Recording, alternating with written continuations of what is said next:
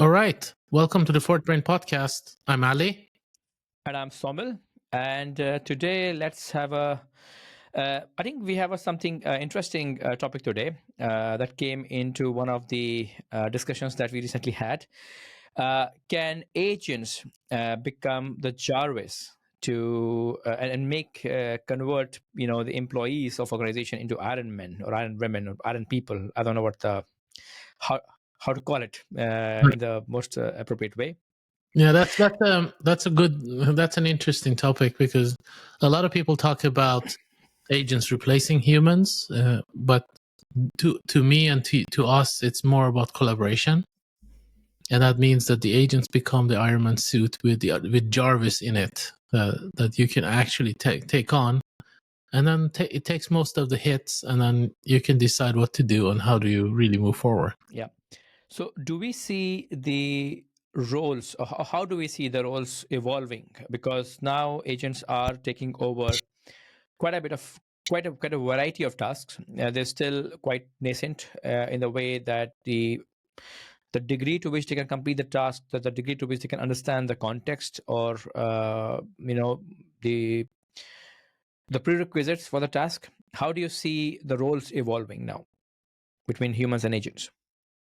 So I think going back to basically all the episodes we've done so far, the key that when agents come in, you can think of them as the guy who takes on the works, or the gal that takes on the works that you don't want to do, and focusing on process heavy, execution focused work, and mostly reactive work that needs to be done, reactive decision making, firefighting, all of those that comes in, reacting to a lot of events. And we know whoever works in a company know that the 80% of the time is about, okay, something happens, I need to deal with it. That means that the humans can shift towards more creative tasks, more strategic tasks. As I say, they start doing what they were hired to do, or at least written on their papers when they get hired to do, rather than clicking buttons and clicking mouse clicks. So that's how I see it. What's your view? I agree. I think agents can be more domain specialists, which can work on specific topics, and then I think humans, they are the ones who basically bring things together and bring a lot more context and intuition and define the problem. I think there could be a good way where humans define the problem and then agents try to solve it. But one of the kind of topics that will come out of this, and I think a lot of times it has been discussed, the how do we share responsibilities and accountability between agents and humans? Because in the end, where agents are doing something that you humans do not have 100% control over, because they have their own decisioning, their own reasoning. At the same time, it's they always the humans that are like who agents represent humans today. So this is still the liability or the accountability still lies with the humans. So what do you think about that? That is maybe the question to figure out in any autonomous intelligent system, being self-driving cars with all the regulations of, like, okay, who's responsible for the actions. So I think in essence, if you think about AI models, LLM models, agentic models, they don't really have any sense of ethics. That doesn't exist. So no matter how you configure them, they cannot have it. They don't have the human sense as we do. They're basically logical systems trying to predict to mimic us through predictions. That's it. That's what they do. And so having humans as part of understanding what it means, what is right and wrong, defining ethics, being able to clear guardrails and so on is super important. That's why I think not only to create trust and reliability into the agentic systems, but also you need to make sure that humans are also comfortable, because at the end of the day, right now, no matter what we do, it's the human who will be accountable, and that's what I see about it. But do you see anything else that's missing there? I actually have a follow-up question on that. So let's say if you look at the whole agentic ecosystem, you have developers, you have system integrators, we have the solution providers with organizations who are deploying and who are basically responsible for training the agent. So a lot of work has already been done by the time agents meet or basically work with a human, right? So how do you see the responsibility can be shared? Basically, like if you look at a automotive segment, and let's say if there's some issue with the vehicle, then there are ways you can actually trace back the liability or responsibility to either the car manufacturer, the driver, or the car manufacturer, or to the suppliers, things like this, right? Here, I mean, even though the humans are driving the agent, they don't really have much control over what has been put into it, because they got it like half baked. How do you think the responsibility, or let's talk about ethical oversight or regulatory oversight, how do you think that could work?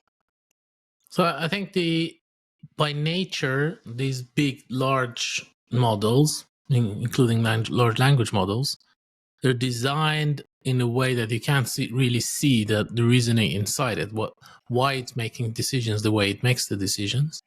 So going down the route of trying to explain why it did that is very complicated. I think the best way is to make humans accountable, but then give them the tools to deal with it by having proper guardrails, proper ways of monitoring what the agent does and what the output is, being able to flag or block things through other agents. I think we had a discussion about, like, can you have agent judges that look at other agents the same way as the GAN networks try to train generative models by having another model looking at, no, you're lying, this is a generative picture.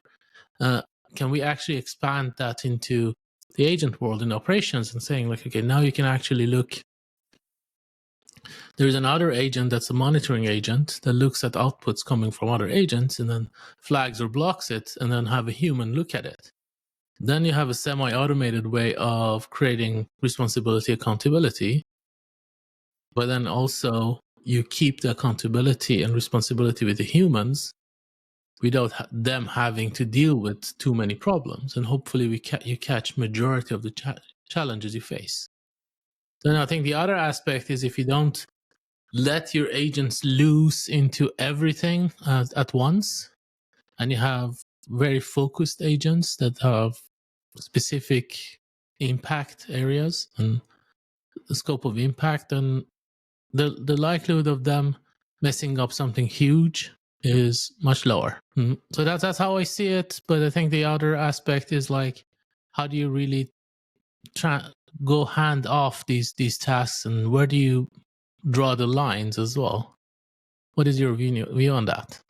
Yeah, no, I think it's true, because many times one of the things which I find missing right now is the agents are visualized, or at least imagined to be working in isolation or in a vacuum, which is, if you talk about the practical, and I really take ERPs as our example, right? So we have a love-hate relationship with ERPs, but what ERPs do really is they bring everybody, the entire organization, on the same page, on the same, in this case, the same monolith.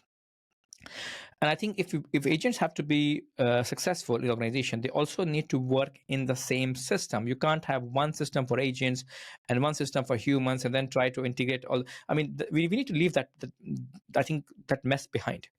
So that means there has to be a very kind of a simple way of more like a, how do I call it, more like a dance.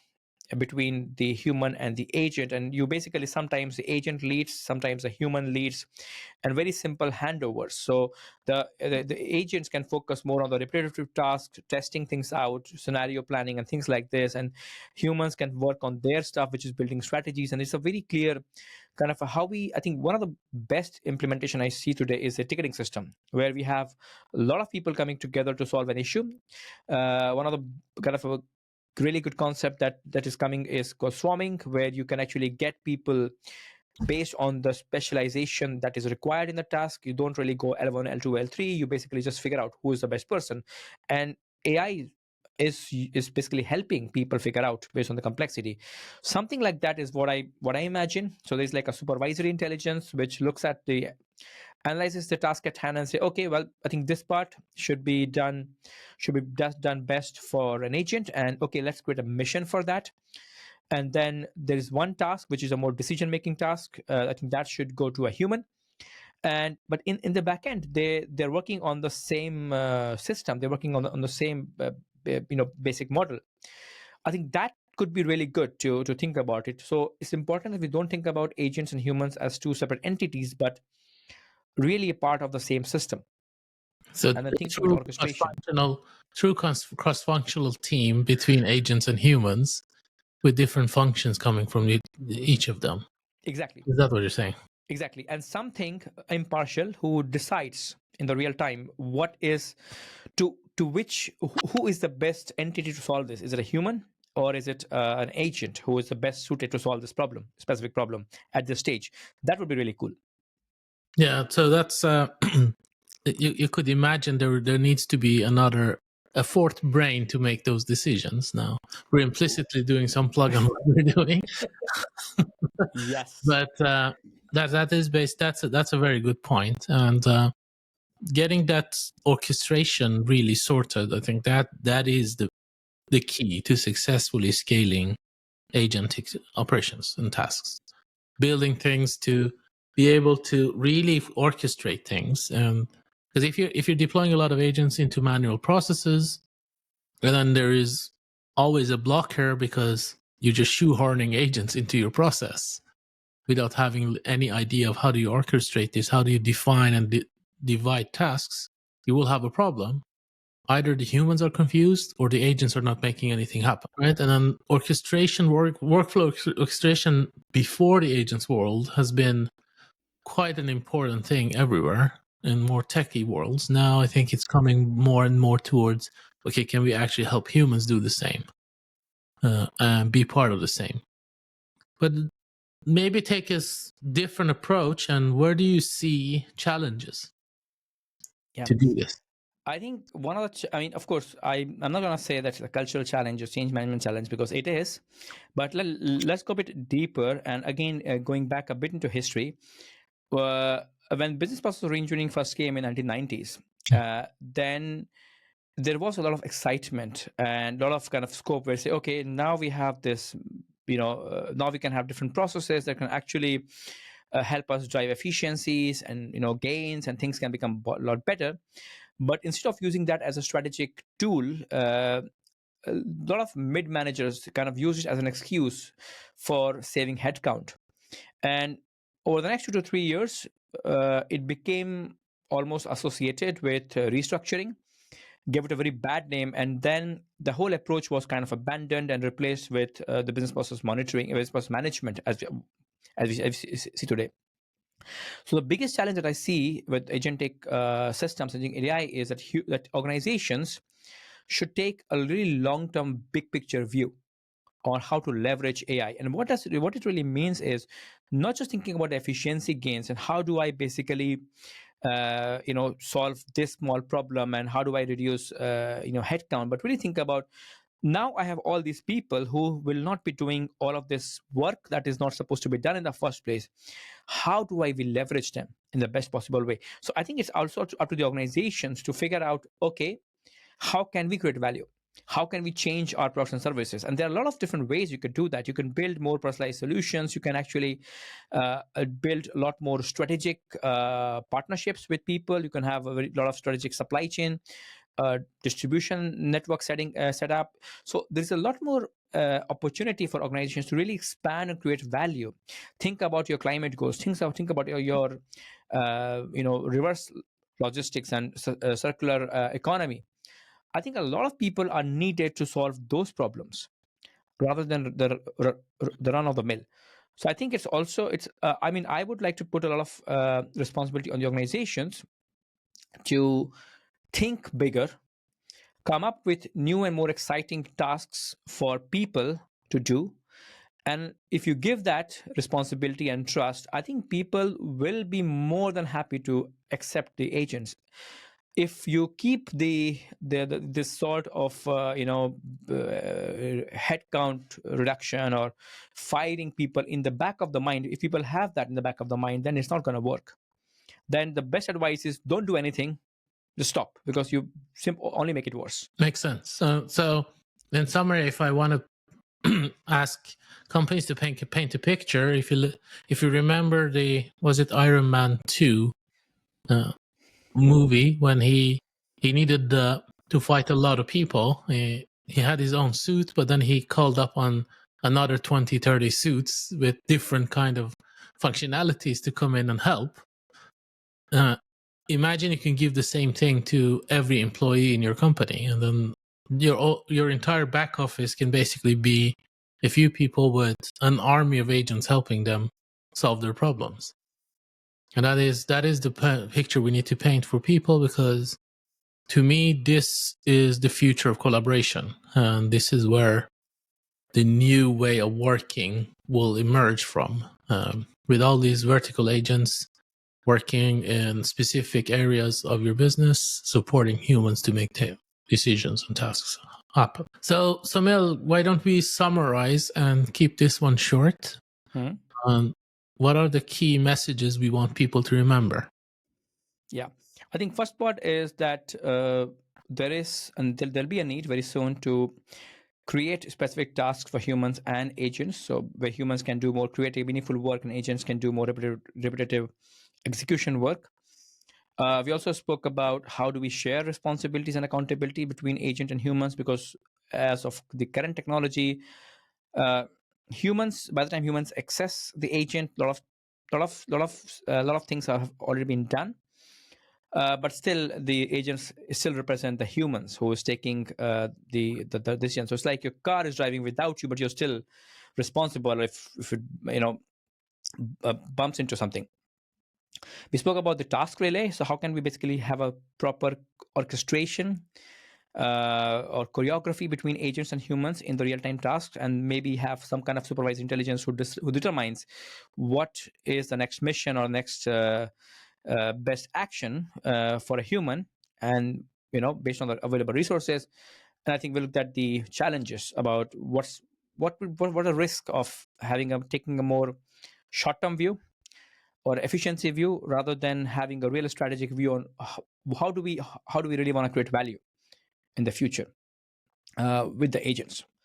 And I think, of course, we can always look at the future scenarios, what kind of roles agents could play as co-advisors, or maybe taking over some parts of the work altogether from humans. So there could be many different combinations between humans and agents, the templates that we can create based on the capabilities and things like this. So I think a lot of work needs to be done in this part.